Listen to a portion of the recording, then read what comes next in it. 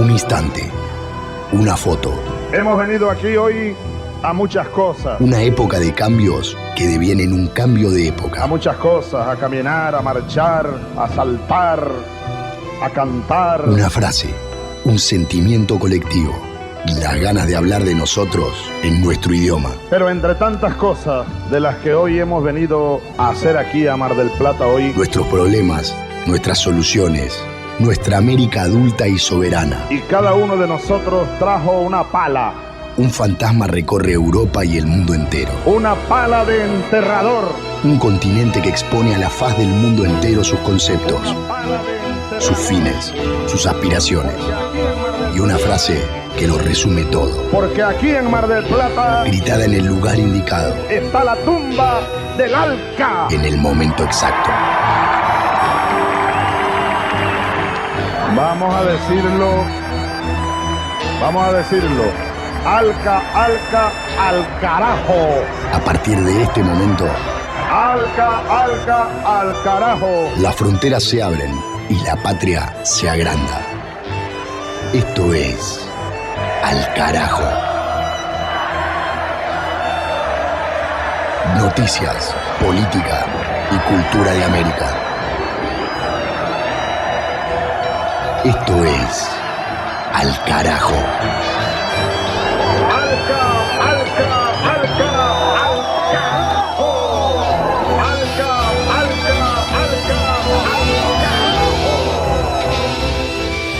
De aquella tetela quedaba el prestigio dorado de su nombre vibrando en la memoria como una sonaja. Durante la revolución los dueños de los minerales desaparecieron y los habitantes, pobrísimos, desertaron las bocas de las minas. Quedaron unas cuantas familias dedicadas a la alfarería. Los sábados, muy temprano, las veíamos llegar descalzas y desgarradas a vender sus jarros en el mercado de Ixtepec. A los mestizos, el campo les producía miedo. Era su obra, la imagen de su pillaje. Habían establecido la violencia y se sentían en una tierra hostil, rodeados de fantasmas. El orden de terror establecido por ellos los había empobrecido. De ahí provenía mi deterioro. Si pudiéramos exterminar a todos los indios. Son la vergüenza de México. Los indios callaban. Los mestizos, antes de salir de Ixtepec, se armaban de comida, medicinas, ropa y pistolas. Buenas pistolas, indios cabrones. Cuando se reunían, se miraban desconfiados. Se sentían sin país y sin cultura, sosteniéndose en unas formas artificiales, alimentadas solo por el dinero mal habido. Por su culpa, mi tiempo estaba inmóvil. Con el pasaje número 16 de Recuerdos del Porvenir, el libro de la mexicana Elena Garro, iniciamos un nuevo episodio de Al Carajo, noticias, política, música, cultura y obviamente también literatura de América Latina y del Caribe. Lectura de Mavi Sosa para encender el fueguito de nuestra recorrida. Vamos a seguir abriendo las páginas de Recuerdos del Porvenir a lo largo del programa. Es la ficción / realidad que nos acompaña en esta temporada. Este es el capítulo número 6, año 2026, temporada número 17. Además de Mavi Sosa, participan Juan Francisco Martínez Pería en la columna de historia, Paloma Carreira Griot en la columna de cine y los colegas, compañeros y compañeras de las radios comunitarias, campesinas e indígenas de toda América, con los reportes y las voces en primera persona del plural y en acento propio desde los distintos territorios. Mi nombre, Pablo Daniel Ovín, en la conducción y producción periodística. Estamos en redes como Al Carajo Radio, en Instagram, en Facebook, en X y en nuestro canal de YouTube, donde también compartimos cada uno de nuestros programas en vivo y a modo de archivo para escuchar y visitar en cualquier momento. Para esta nueva vuelta por la región, destacamos 2 asteriscos: la minería en el continente, Ecuador, Argentina, Panamá, El Salvador, Perú, pueblos y comunidades en resistencia contra avanzadas extractivistas transnacionales que vienen a llevarse los recursos, a dejar pasivos ambientales irrecuperables y quitar soberanía. Y sobre la soberanía también de los pueblos vamos a desarrollar otro informe sobre la presencia colonial británica a lo largo y a lo ancho de América Latina y del Caribe. Presente e historia de esta situación. Todo eso y más, con mucha información que empezamos a desarrollar en este mismo instante con los primeros títulos. Del Atlántico a los Andes, del cerro a la cordillera. Al carajo. Las noticias de América.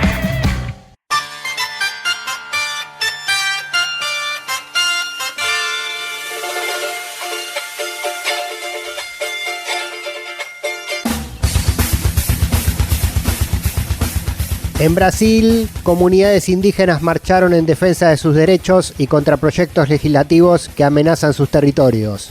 La movilización fue convocada en el marco del campamento Tierra Libre 2026, que reunió a miles de representantes de pueblos originarios. El acto rechazó el avance en el Congreso de leyes que, según denuncian, buscan restringir derechos constitucionales, frenar la demarcación de tierras indígenas y abrir estos territorios a la explotación económica. Las principales preocupaciones incluyen la propuesta de enmienda constitucional, conocida como marco temporal, que ya está aprobada en el Senado, más varios proyectos que pretenden suspender procesos de demarcación en diferentes regiones del país. Quien impulsa estos cambios es el Frente Parlamentario Agropecuario, integrado por lobistas y empresarios del agronegocio, apoyados por parlamentarios de la bancada ruralista y diputados vinculados al expresidente Jair Bolsonaro. La protesta indígena también buscó cuestionar iniciativas que promueven la explotación minera y agroindustrial en sus tierras, además de cambios en los procedimientos legales que podrían dificultar la regularización de estos territorios en favor de las comunidades. Al carajo.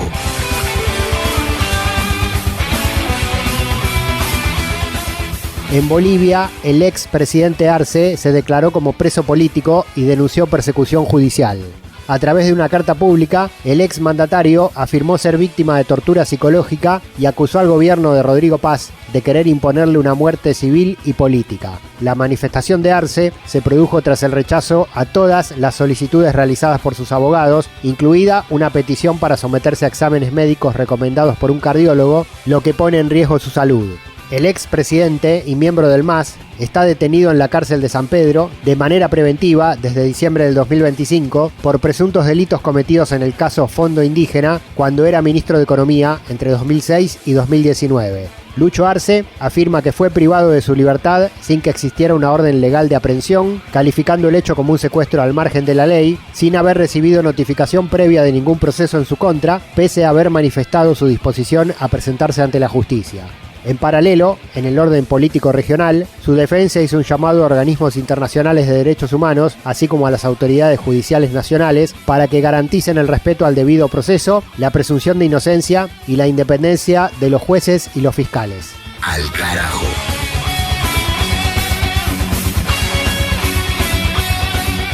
En Cuba, el presidente Díaz-Canel se reunió con congresistas estadounidenses y denunció el impacto del bloqueo. El mandatario recibió en La Habana a Pramila Jayapal y a Jonathan Jackson, integrantes de la bancada demócrata de la Cámara de Representantes norteamericana. En el encuentro, Díaz-Canel denunció ante los visitantes el daño criminal provocado por el embargo, en particular las consecuencias del cerco energético decretado por el actual gobierno de Estados Unidos. Además, les pidió intervención frente a las amenazas de Trump de tomar acciones aún más agresivas contra la economía de la isla y reiteró la voluntad de su gobierno para sostener un diálogo bilateral serio y responsable con Washington y encontrar soluciones a las diferencias existentes. Tras la reunión, los congresistas norteamericanos emitieron un comunicado conjunto calificando las medidas de Donald Trump como un cruel castigo colectivo y haciendo un llamado a la Casa Blanca a entrar de inmediato en negociaciones reales con la administración de Miguel Díaz-Canel. Esto dijo Pramila Jayapal, la diputada demócrata por el estado de Washington, sobre las consecuencias del bloqueo energético sobre mujeres, niños, trabajadores y todo el pueblo cubano. Para mí, quizá lo más desgarrador de todo esto fue ir al hospital de maternidad, a la unidad de cuidados intensivos neonatales y ver a los bebés de bajo peso al nacer, a los bebés prematuros que están en incubadoras. Y debido a los cortes de electricidad, el hospital está algo protegido, pero aún así pueden quedarse sin electricidad. Y lo sé de primera mano porque tuve un bebé muy prematuro. Lo que se necesita para mantener con vida a un bebé de 28, 29 o 30 semanas. Así que fue desgarrador para mí, porque no creo que ningún estadounidense quiera crear este tipo de devastación para los niños cubanos, para los bebés, para las madres, para la gente. ¿Por qué cometemos este tipo de crueldad? De nacer. Creo que es casi como bombardear, la infraestructura energética. Es como un acto de guerra, porque nos negamos a permitir que entre combustible para alimentar los generadores, para llevar medicamentos a la gente, para permitir que los médicos, los profesionales médicos vayan al hospital y hagan su trabajo, para permitir que las madres vengan y den a luz a sus bebés. En realidad es simplemente crueldad y castigo colectivo, casi parece demasiado tecnocrático decir que estamos estrangulando a los cubanos. De norte a sur, de este a oeste. Al carajo. Un viaje por el continente.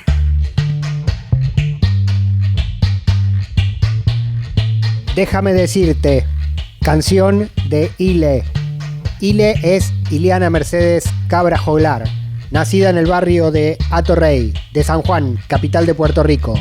Con historia familiar, hermana de Eduardo Cabra, alias Visitante, compañero de René Pérez en Calle 13, pero con historia propia, Ile, que también pasó por esa banda puertorriqueña. En Al Carajo la escuchamos con esta página perteneciente a su disco Almadura del 2019. Déjame decirte a ti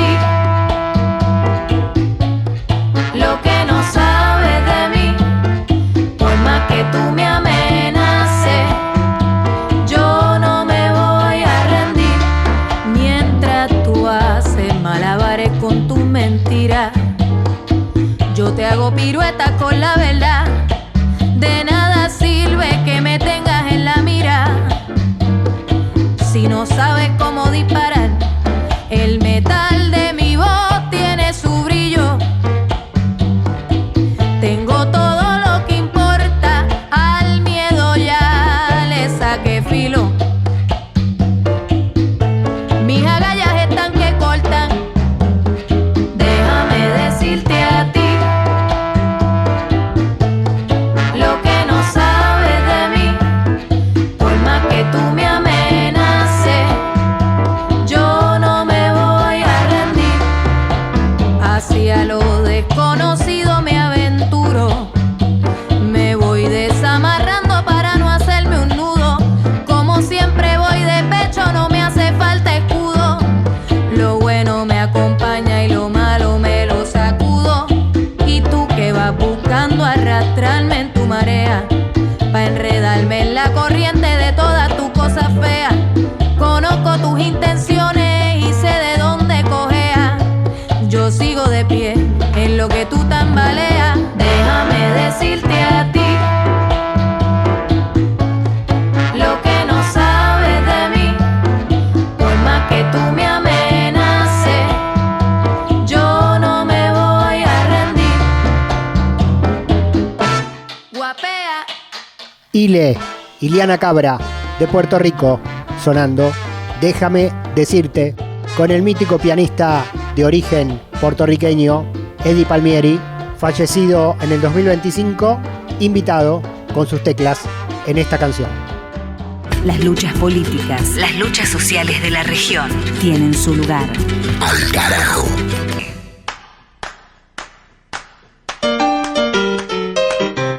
Jamaica, Barbados, Bahamas, Belice, Guyana, Islas Malvinas, Islas Caimán, Montserrat, Anguila, Turcas y Caicos, parte de las Islas Vírgenes, son algunos territorios en nuestra América que siguen bajo la dominación colonial de Gran Bretaña, partes de territorios pertenecientes por historia y por derecho internacional a naciones constituidas o directamente países completos, en su momento invadidos y dominados por la corona y que no tuvieron la dudosa fortuna de ser parte del proceso de descolonización y siguen bajo ese signo. La emancipación total de todos estos enclaves de presencia extracontinental son de interés de cada uno de los pueblos, pero también de un interés colectivo regional para toda la patria grande latinoamericana y caribeña.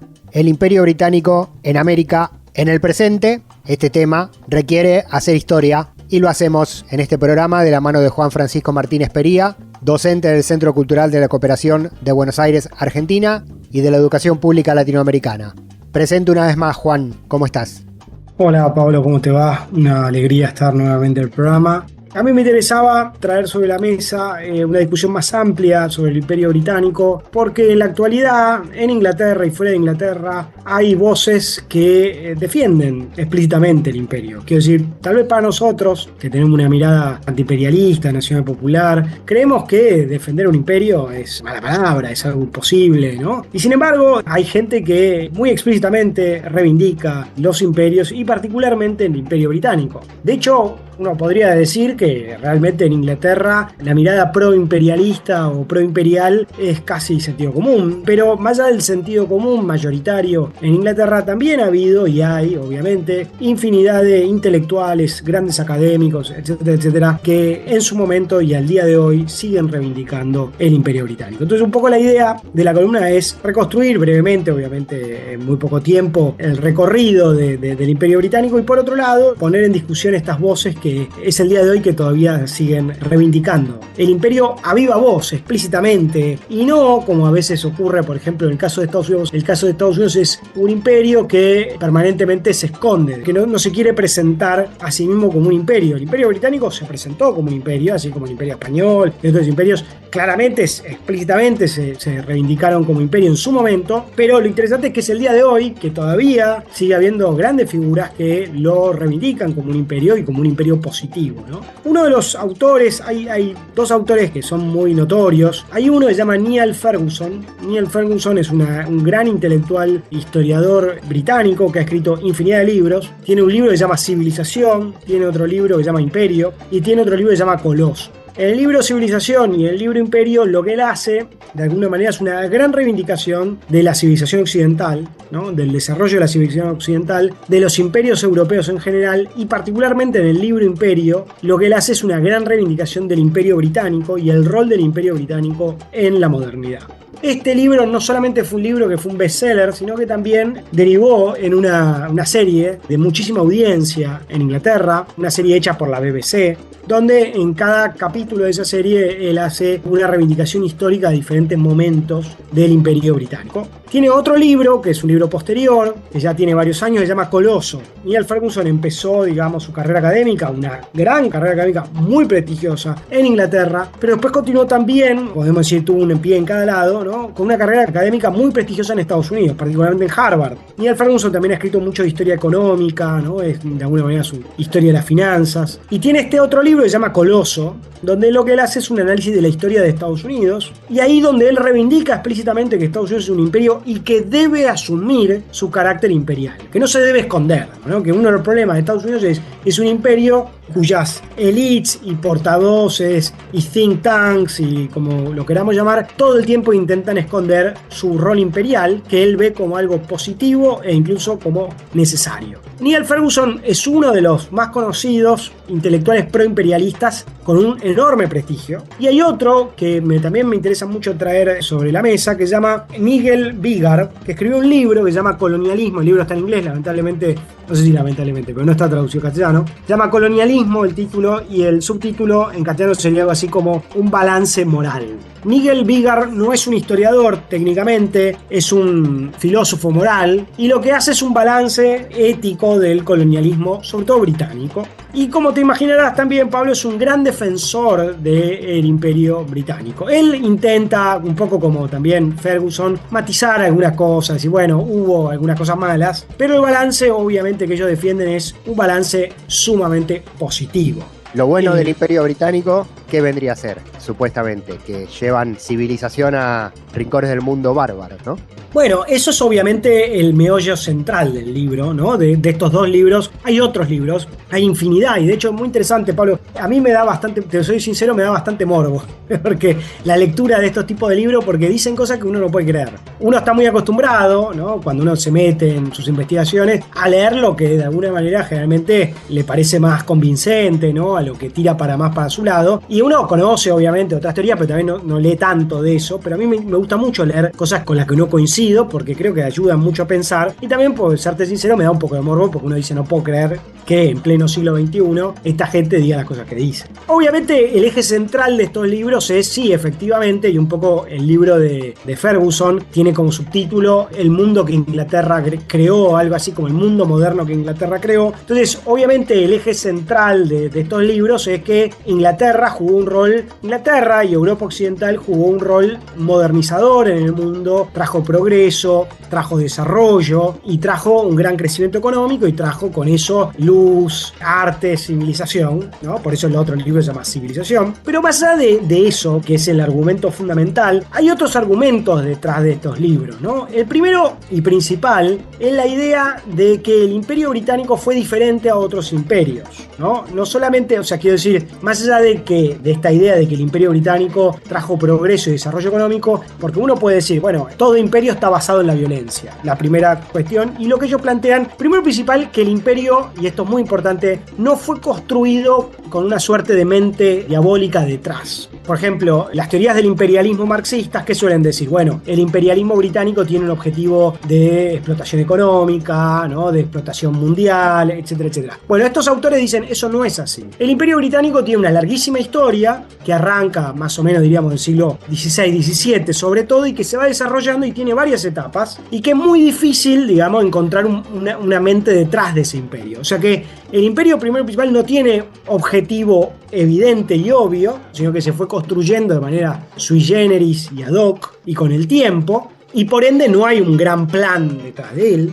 Y vinculado con lo anterior, digamos, el imperio no claramente tuvo un objetivo de explotación económica, ¿no? Mucho de lo que plantean estos autores es, bueno, el imperio muchas veces fue una carga para Inglaterra, ¿no? En nuestra mirada, por ejemplo, uno podría decir que las Malvinas son estratégicas en términos económicos, en términos comerciales, de explotación de recursos económicos, etcétera, etcétera. Bueno, estos defensores del imperialismo muchas veces lo que dicen es que no, que en realidad muchas veces hay lo que un autor que se llama Kipling decía, ¿no? La carga del hombre blanco. En realidad, el imperio para Inglaterra fue un gran costo, ¿no? Y no un gran beneficio. Entonces, lejos de ser un sistema de explotación económica, digamos, Inglaterra le hizo un servicio a la humanidad. Vos fijate cómo esto se invierte. Después otra cosa que yo te decía antes, bueno, el imperio como explotación y como dominación y como violencia. En general, digamos, los críticos del imperialismo, en los cuales yo obviamente me incluyo, ¿qué es lo que van a decir? No, el colonialismo no fue explotación, o no fue solamente explotación. ¿Por qué? Porque hubo muchos de los procesos de conquista, en realidad no fueron conquista. No había, tal vez en algunos territorios no había población, porque fueron llamados por el élites locales a hacer acuerdos, porque establecieron protectorados, ¿no? Entonces es muy interesante cómo esta gente, que es una gente que tiene una caradurez enorme y una gran hipocresía, te presentan algo que claramente es de conquista y de violencia, ¿no? Te lo presentan como formas de acuerdo, de encuentro, ¿no? De ayuda, ¿no? De alianzas, y no te lo presentan como una forma de explotación y dominación. No solamente en el sentido de que ellos trajeron, obviamente, un desarrollo económico, que es su principal argumento, sino que además lo que ellos plantean es que en general, digamos, esta forma de expansión del imperio no se hizo a través de la violencia, sino a través de consenso. Y vinculado con esto, Pablo, es la idea de que el colonialismo no fue un sistema de dominación deshumanizante y de deshumanización y de genocidio. Incluso el Imperio Británico, una de las cargas más fuertes que uno le puede hacer es el rol en la esclavitud, ¿no? No solamente, o sea, el Imperio Británico tuvo el imperio con mayor expansión territorial de la historia, que ellos te la intentan disimular, como te acabo de decir, Pablo, con que, bueno, en realidad no fue algo planeado, sino que se fue dando paso a paso, que muchas veces fueron más bien llamados, que fueron acuerdos, que en general no dominaron tan terriblemente, ¿no? Esos son los argumentos. Y el otro tema, la otra carga, es esto de el genocidio, la deshumanización y la esclavitud. Vamos a ir por partes. La primera parte, que es tremenda, es la de la esclavitud, ¿no? Ellos lo que hacen es decirte que Inglaterra jugó un rol en la esclavitud, no lo pueden negar porque sería demasiado, pero lo que ellos te van a decir es que, bueno, que en realidad también los africanos participaron de la esclavitud, que esclavitud hubo en toda la historia de la humanidad, que muchas veces los esclavizados estaban mejor en las plantaciones que en África, pero vos fíjate, lo más tremendo que te van a decir es que Inglaterra fue la primera en abolir el tráfico esclavista. Entonces lo que te van a decir es que Inglaterra, bueno, tuvo un momento de esclavización, colonización, pero después tuvo un rol muy significativo intentando abolir el tráfico y la esclavitud. Entonces Inglaterra, bueno, tuvo un momento feo, que no fue tan feo, según esta argumentación, y después tuvo un momento enormemente luminoso expandiendo el fin de la esclavitud y el tráfico esclavista. Hay muchos debates sobre el rol del tráfico esclavista y la esclavitud en el desarrollo del capitalismo. Hay autores que ya hemos traído acá sobre la mesa, como Eric Williams, ¿no?, que tiene un libro que se llama Capitalismo y Esclavitud, que muestra justamente el rol de la esclavitud y el tráfico esclavista en el desarrollo del capitalismo, que muestran eso, ¿no?, que muestran que Inglaterra se enriqueció gracias al tráfico esclavista, la esclavitud y el colonialismo. Bueno, hay autores que te van a decir todo lo contrario, como estos que te estoy citando, que te van a decir que si Inglaterra se benefició algo con la esclavitud, después perdió mucha más plata aboliendo la esclavitud y aboliendo el tráfico. O sea, vos fijate, ¿no? O sea, que a Inglaterra le debemos la libertad supuestamente, ¿no? Entonces, Inglaterra es un imperio que promovió la libertad, no es un imperio que promovió la esclavitud, o si lo hizo fue inicialmente. La otra cosa, Pablo, que va a decir esta gente, realmente con un nivel de hipocresía y de caradurez, es que el imperio no era racista. Que a lo sumo podía el imperio tener alguna consideración de que había pueblos más atrasados, pueblos menos atrasados, pueblos más civilizados y pueblos más bárbaros, pero que el imperio no era racista, sino que en todo caso había diferencias más bien culturales. Bueno, esto es un delirio insostenible. El imperio británico, como todos los imperios modernos, fueron terriblemente racistas. Y la tercera gran cosa que van a decir es que el imperio británico no fue genocida.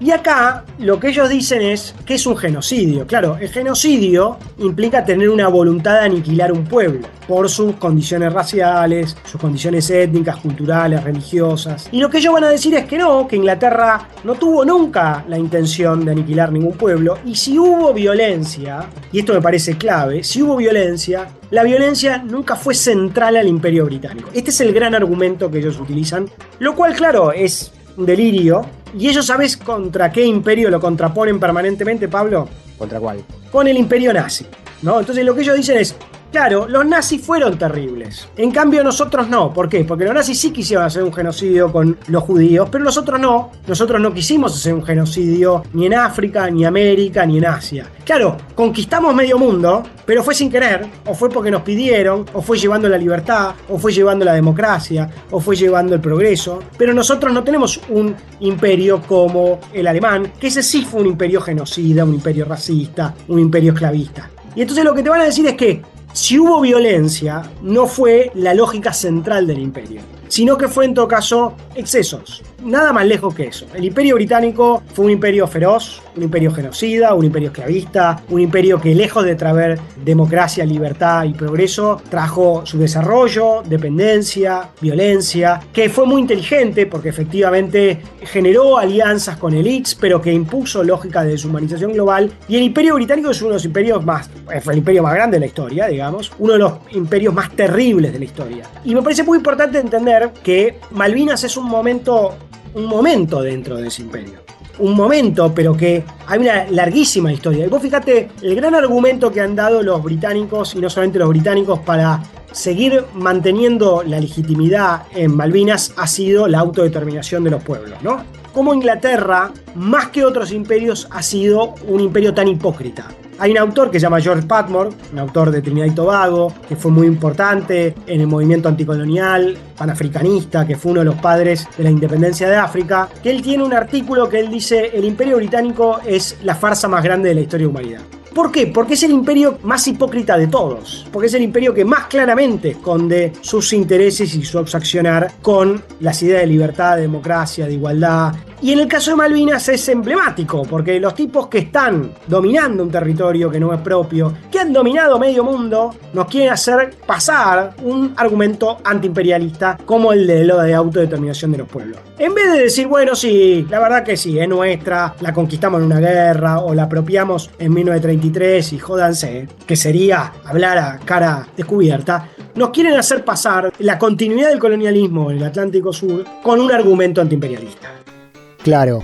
Bueno, y ahí tenemos el problema de los políticos, comunicadores y hasta historiadores de los países colonizados que reproducen la teoría del país colonizador y la defienden como verdadera. Para muchos, en Argentina, en España, en las naciones del Caribe, en Asia, en África, el Imperio Británico que les quitó parte de su territorio y de su soberanía, termina siendo un supuesto ejemplo de modernidad, de democracia y de libertad. Sí, Inglaterra fue muy inteligente. Inglaterra tiene, básicamente, la historia del Imperio Británico se divide de alguna manera en dos grandes etapas, ¿no? Una primera etapa que es donde ellos empiezan conquistando Irlanda, comienzan conquistando parte de América del Norte, parte del Caribe, con un fuerte desarrollo de la esclavitud, el tráfico esclavista. Y hay un momento después de la independencia de Estados Unidos donde Inglaterra se da cuenta de alguna manera que lo que le conviene es lo que se ha conocido como un imperialismo informal. O sea, Inglaterra se vuelve la reina de los mares, pero además de volverse la reina de los mares, también se vuelve la única nación que tiene una gran revolución industrial. Entonces, en ese momento hay una etapa donde Inglaterra logra dominar el mundo, o parte del mundo, a través de control remoto. ¿Cómo controlan América Latina? Pero ahí aún así necesitan algunas bases navales, militares, y ahí donde cae la volteada Malvinas. Y donde crean un imperialismo informal muy inteligente. Ahora, sobre todo en la segunda mitad del siglo XIX y a fines del siglo XIX, Inglaterra se va expandiendo y se vuelve a convertir en un gran, enorme imperio territorial, ¿no? El máximo imperio territorial de la historia de la humanidad, dominando con colonias en América, colonias en el Caribe, colonias en África, colonias en Asia. Y cuando uno ve el balance, ¿no? Como vos decís, ¿no? Lo de Australia, la mayoría de las colonias quedaron hiperexplotadas, destruidas, en una relación de subdesarrollo, en una relación de dependencia. Pero además los ingleses fueron muy inteligentes a la hora de la descolonización, porque empezaron a ver que iba a ser difícil sostener el imperio y construyeron con el Commonwealth y con otras lógicas, reconstruyeron lógicas neocoloniales. Sobre todo en África, en Asia, ¿no? Se fueron en algunos lados con mucha violencia, en otros lados de manera más negociada. Se fueron no porque querían, sino porque no les quedaba otra, porque empezaron a ver que la cosa ya iba para otro lado y había movimientos antiimperialistas muy fuertes, pero en algunos lugares con muchísima violencia. Uno de los casos más emblemáticos es el movimiento de los Mau Mau en Kenia. También todo lo que implicó el retiro de la India y la partición de la India, con una terrible violencia promovida por Inglaterra, porque Inglaterra se fue pero dividió el país y generó una violencia interreligiosa, interétnica, tremenda, debilitando Pakistán y la India, pero controlando los países a control remoto. Y Inglaterra sigue teniendo colonias, obviamente, además de Malvinas, Gibraltar, por decir otro ejemplo, colonias también en el Caribe fue también descolonizado en la década del 60, pero más allá de esa descolonización formal, Inglaterra sigue siendo una potencia imperialista. Ahora, con un caso muy interesante y bastante único, que es que Inglaterra se subió al carro de Estados Unidos. Eso es un caso único donde una colonia termina sobrepasando a su ex imperio. En el caso de Brasil, de alguna manera pasó con Portugal, pero lo raro es que Inglaterra se subió al carro de Estados Unidos y construyó lo que se conoce como una relación especial. Por eso también Neil Ferguson, que les comentaba antes en ese libro Coloso, lo que está promoviendo es esa alianza interimperialista, ¿no? Donde Inglaterra se convierte en el socio minoritario. Y otra cosa también muy importante, que no solamente Inglaterra se sube al carro ese interimperialista, sino que también ex colonias británicas han jugado roles imperialistas. Sudáfrica, en el caso de África subsahariana, Sudáfrica ha jugado roles, podemos decir, subimperialistas. Australia ha tenido colonias. Canadá juega roles imperialistas también en América del Sur y en el Caribe, ¿no? Entonces ahí hay una cosa muy interesante. Y también es muy importante entender que dentro del Imperio Británico, que claramente tenía una lógica racista, no era lo mismo las colonias de asentamiento blancas, donde Inglaterra les dio mayor autonomía, le dio más libertad, le dio más poder dentro del imperio, y las colonias con población no blanca. Esas colonias fueron tratadas de una manera clarísimamente racista y con otra lógica muy diferente. Contracara e historia del imperialismo británico en Al Carajo, vista desde el sur global, con Juan Francisco Martínez Pería, docente, historiador de la educación pública latinoamericana. Juan, muchísimas gracias como siempre. Gracias a vos, Pablo. Un saludo para vos y para toda la audiencia. Sigue Al Carajo recorriendo las noticias, la historia y la cultura del continente latinoamericano.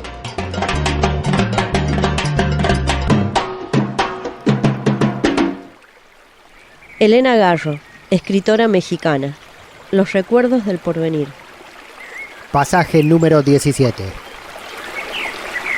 Ya saben, con los indios, mano dura, recomendó Tomás Segovia a los Moncada en una de las reuniones que se hicieron para despedir a los jóvenes. Segovia se había acostumbrado a la pedantería de su botica y repartía consejos con la misma voz que repartía los remedios. Ya sabe, un papelito cada 2 horas. Son tan traidores, suspiró doña Elvira, la viuda de don Justino Montúfar. Todos los indios tienen la misma cara, por eso son peligrosos, agregó sonriente Tomás Segovia. Félix, sentado en su escabel, lo escuchaba impávido. Para nosotros, los indios, es el tiempo infinito de callar. Y guardó sus palabras. Nicolás lo miró y se movió inquieto en su silla. Le avergonzaban las palabras de sus amigos en su casa. No hablen así, todos somos medio indios. Yo no tengo nada de India, exclamó sofocada la viuda. La violencia que sopla sobre mis piedras y mis gentes se agazapó debajo de las sillas y el aire se volvió viscoso. Las visitas sonrieron, hipócritas. Al carajo. Al carajo. Identidad, música y cultura de América Rebelde. ¿Para dónde vas, hijo? Al cementerio, mamá. ¡Hijo! Sonidos del cine latinoamericano, clima de suspenso y de miedo. En esta oportunidad presenta las películas de La Patria Grande, Paloma Carreira Griot.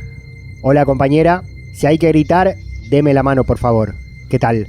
Hola Pablo, hola a todas las audiencias de Al Carajo en todo el continente. En esta oportunidad nos vamos para República Dominicana con la película Andrea, la venganza de un espíritu.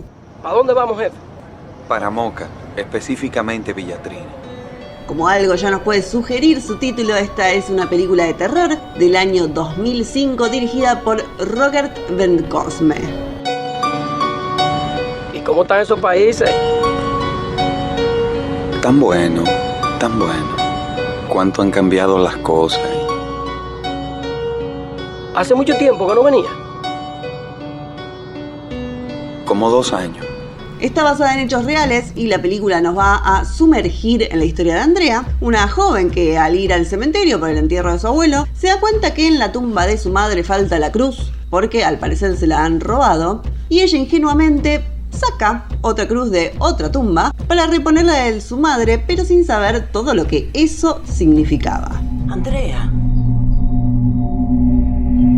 ¿qué te pasa, hija? ¿Estás enferma? Tengo frío, abuela. Acá es donde comienza el puro terror, porque el espíritu de esa tumba se levanta para reclamar lo que le pertenece, incluso también para cobrarse una vieja venganza, y todo esto va a hacer que la vida de Andrea se convierta en una cadena de acontecimientos que no solo la van a afectar a ella, sino también a toda su familia. ¡Ay, Dios mío! ¿Qué tienes, hija? ¿Qué te pasa? ¡René! ¡René! ¿Qué pasó?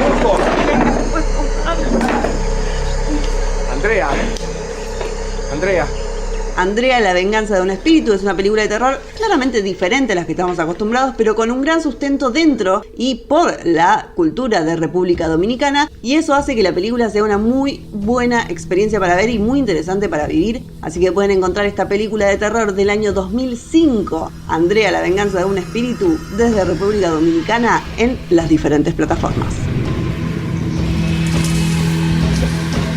Abuela, ¿qué está pasando? No pasa nada, hija. Quédate callada y duérmete. Abuela, tengo frío. Ni tratados de libre expoliación, ni tratados como incapaces. Al carajo.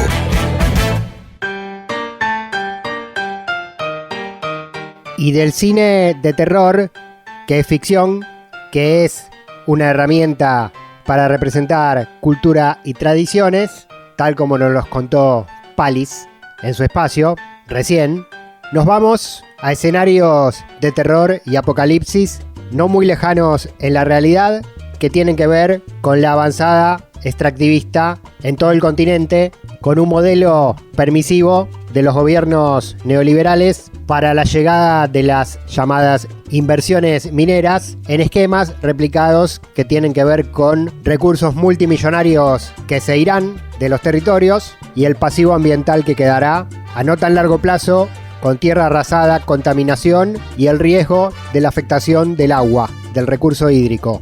Por eso la distopía del cine de terror o del cine catástrofe aplica para mirar esta realidad.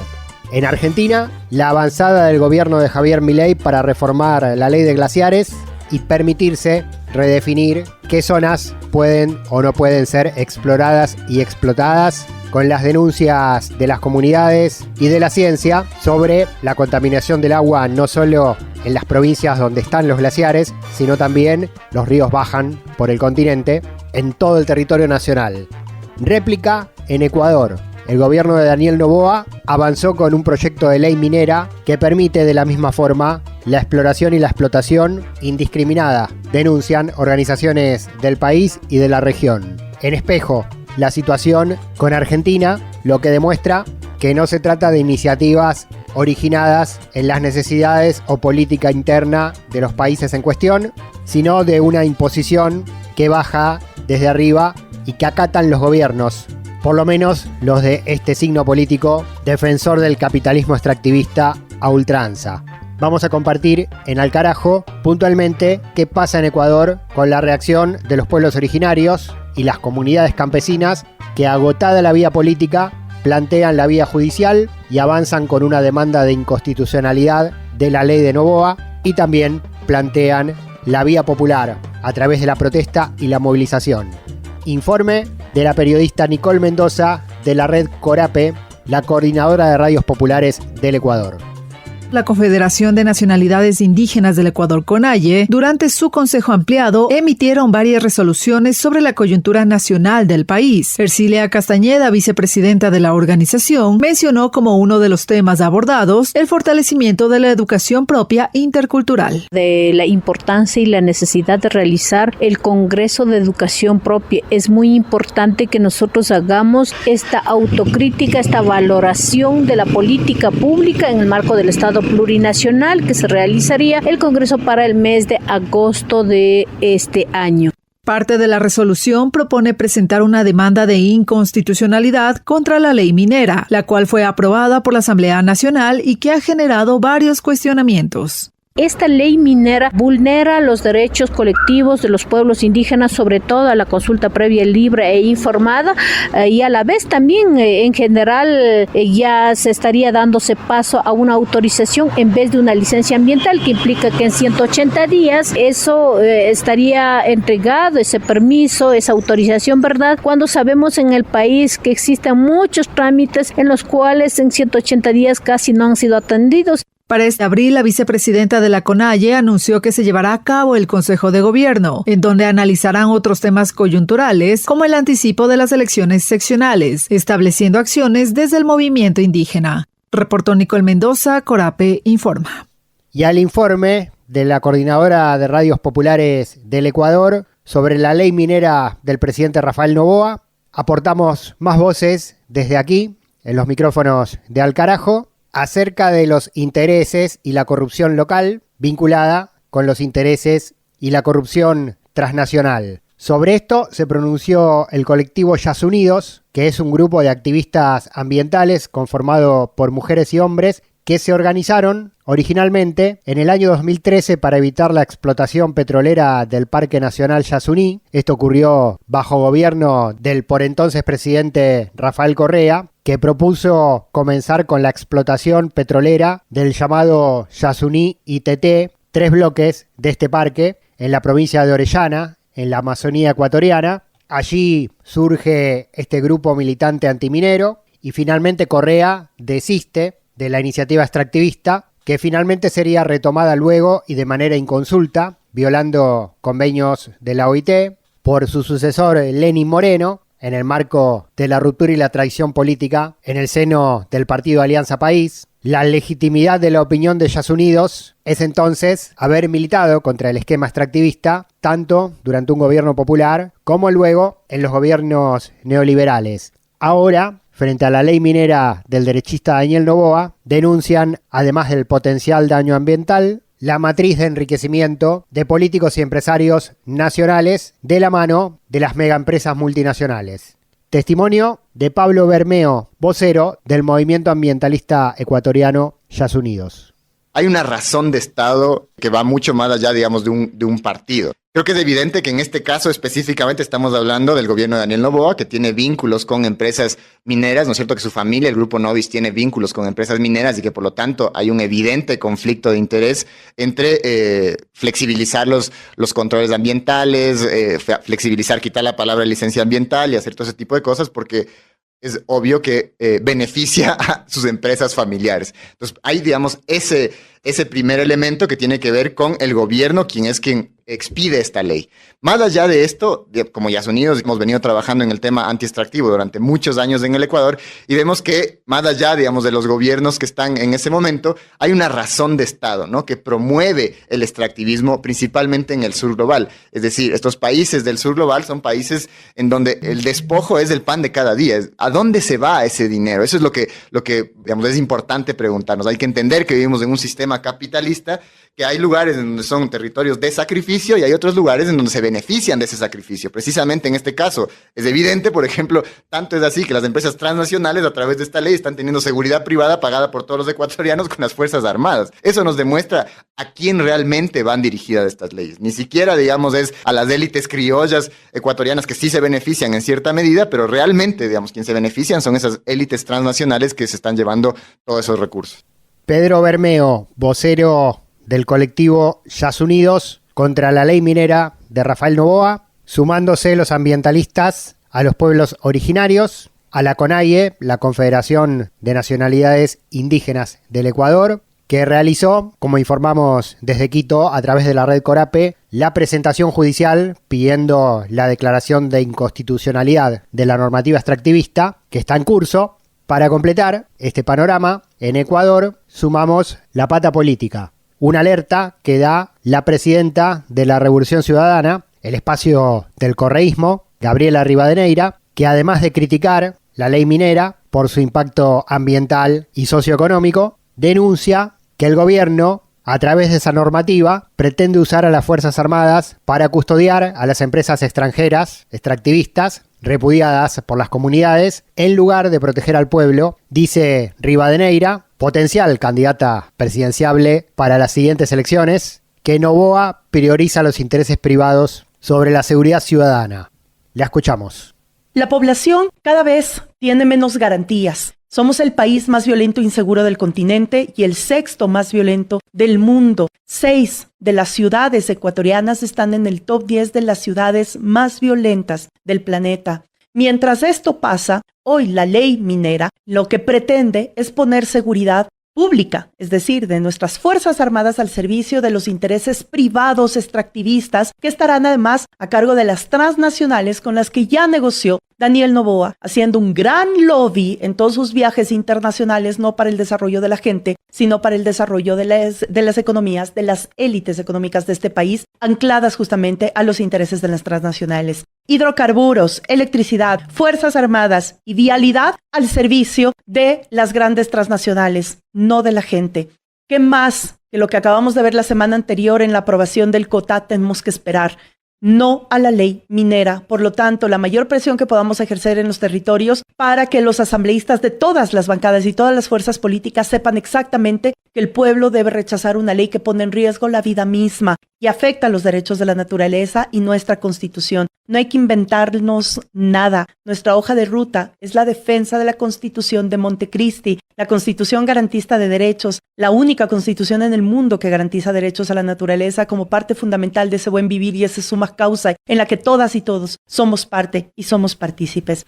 Voces en Ecuador en oposición a la ley minera, al avance del extractivismo y a la apertura de las fronteras económicas y naturales a las transnacionales para la depredación de las riquezas y del ambiente. La lucha y la militancia de los colectivos, de las organizaciones, de las comunidades, en este informe aquí en Alcarajo, puntualmente en Ecuador, pero de vuelta poner en plano regional la problemática, la ley minera de Noboa en Ecuador, de la que hablamos, la reforma a la ley de glaciares en Argentina, con el gobierno de Javier Milei abriendo todavía más el territorio a las transnacionales mineras.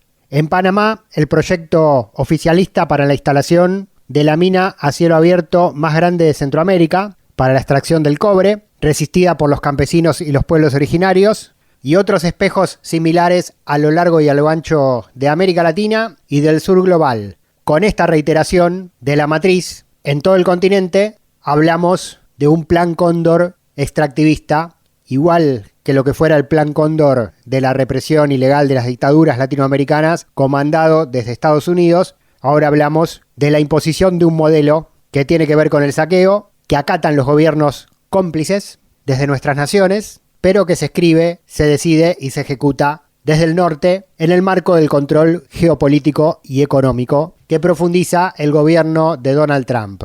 Para nuestros países queda la resistencia y la lucha, y es lo que está pasando de norte a sur y de este a oeste en nuestra región.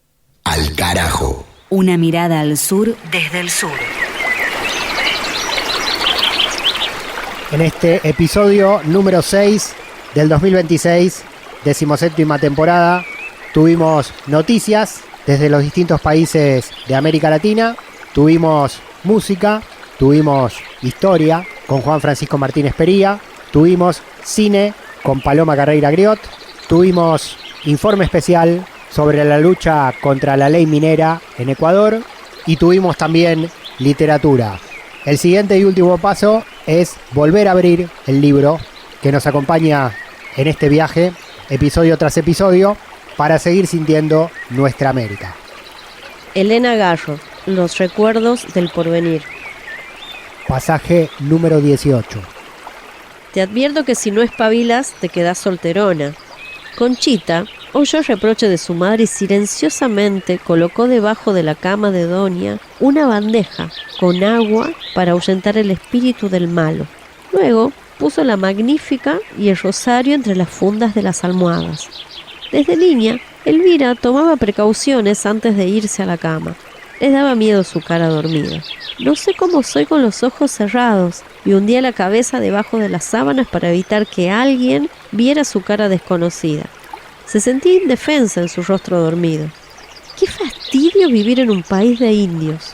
Se aprovechan del sueño para hacerle aún el daño, dijo avergonzada al ver que su hija, a esas horas de la noche, se ocupaba en tales menesteres en lugar de irse a la cama. Se cepilló los cabellos con energía y se miró asombrada en el espejo. ¡Dios mío! ¿Esa soy yo? ¿Esa vieja dentro del espejo?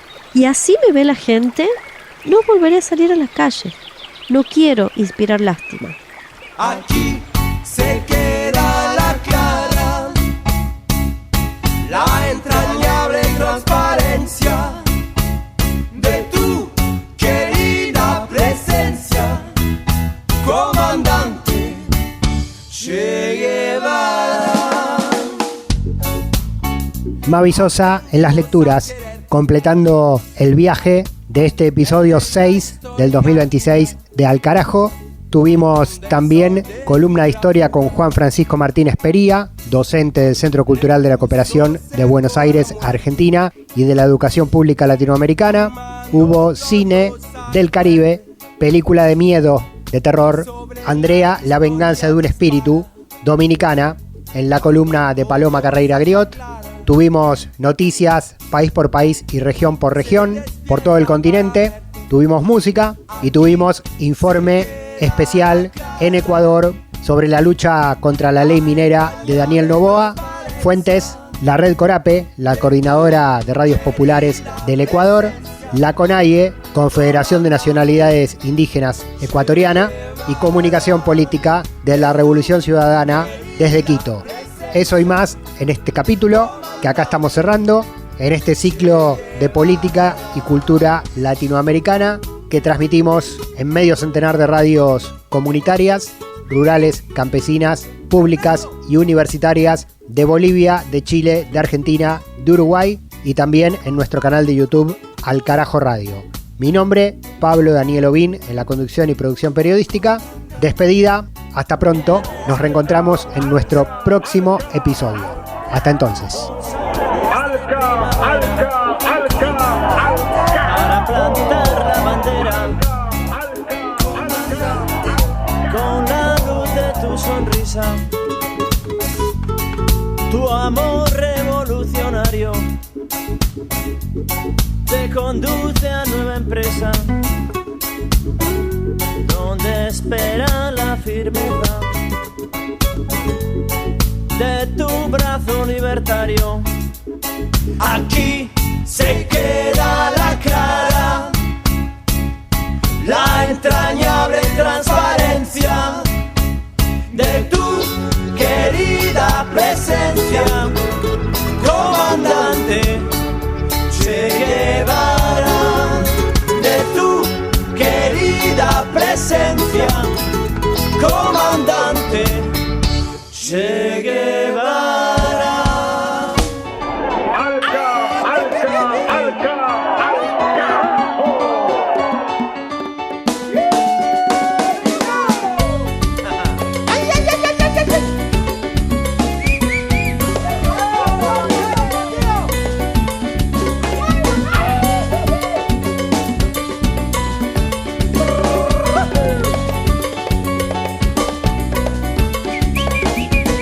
Aprendimos a quererte desde la historia altura hasta siempre, comandante.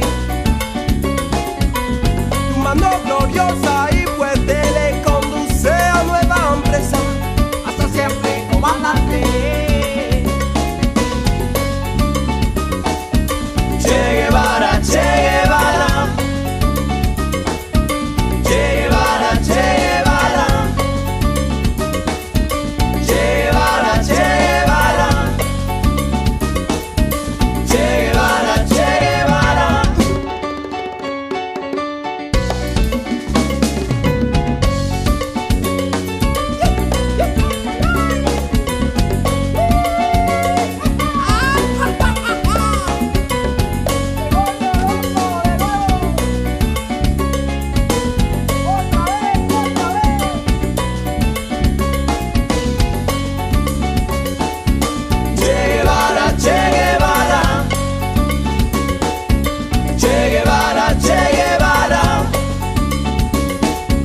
Che Guevara, Che Guevara.